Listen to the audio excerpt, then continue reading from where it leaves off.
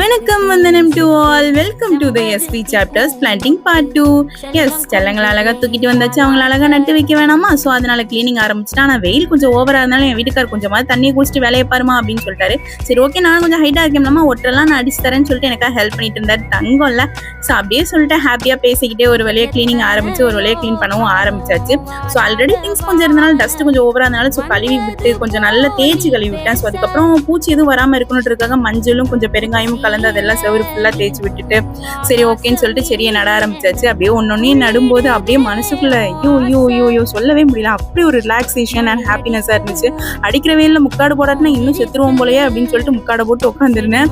அப்படியே கதை பேசிக்கிட்டே விளையாட்டுத்தனமா எல்லா செடியும் நட்டு முடிச்சாச்சு. ஸோ கிளீனிங் எல்லாத்தையும் முடிச்சுட்டு அப்படியே அழகழகா எல்லாத்தையும் பார்க்கும்போது மனசுக்குள்ள அப்படியே ஒரு ரிலாக்ஸேஷன். இன்னும் கொஞ்சம் நிறைய செடி வாங்கணும்னு ஆசை தான், ஆனா மேல இருக்கோமே அப்படின்னு சொல்லிட்டு சரி ஓகே இதே மாதிரி அடுத்தடுத்து பார்க்கலாம்னு சொல்லிட்டு இருந்தப்போ நம்ம ரோஜா செடி உங்களை பத்தி ஒரு ஹாய் சொல்லியாச்சு. சரி ஓகே மக்களே, இதே மாதிரி அடுத்தடுத்த வீடியோல சந்திக்கிறோம். ஸோ ஸ்டே டியூன் மக்களே. பாய் மக்களே. see you all in next video.